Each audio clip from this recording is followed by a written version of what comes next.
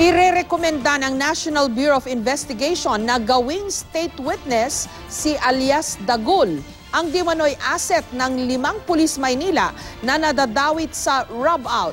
Nauna ng kinanta ng dimanoy asset na pinagplanuhan ng mga pulis ang insidente. May report si Ian Cruz. Matapos lumantad noon para sibing siya ang biktima ng napatay na umano'y hold-upper na si Robin Villarosa, kabilang ngayon si Kagawad Steve De Leon sa nadidiin sa aligasyong set up ang nangyari. Sabi yan ni Dagul, ang asset ng 5 pulis Maynila na suspect ngayon sa sinasabing rob-out. Dapat po ang unang biktima, kunwari po babae, yung babae din po sa buhat. Wala po yung babae. Kaya po si Kagawad po pumront na kunwaring hold-upin po.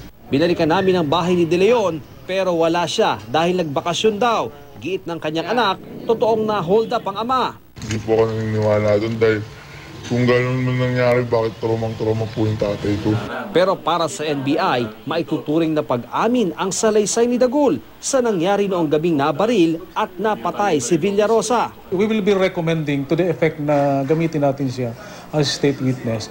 Considering na mayroong mga aspeto ng kaso na hindi natin mabubuo kung walang cooperation si alias Dagul. Under restrictive custody sa District Headquarters Support Unit ng MPD ang 5 pulis. Git ng MPD, walang cover-up sa kaso. Pero kahit nasampahan na ng reklamo sa piskalya, wala naman po tayong nakakausap o lumalapit ito sa ating himpilan na maaring may reklamo pa bukod dun sa itong nangyaring insidente lamang. Kanina, nagpunta ang 5 pulis sa Napolcom para sa kanilang administrative case.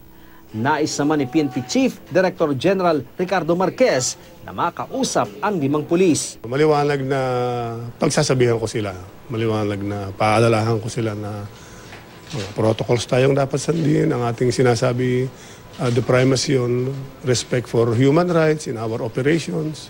Ikinatuwa rin ng pamilya ni Villarosa ang pagkanta ni Dagul. Maganda nito yung saning Kagawad.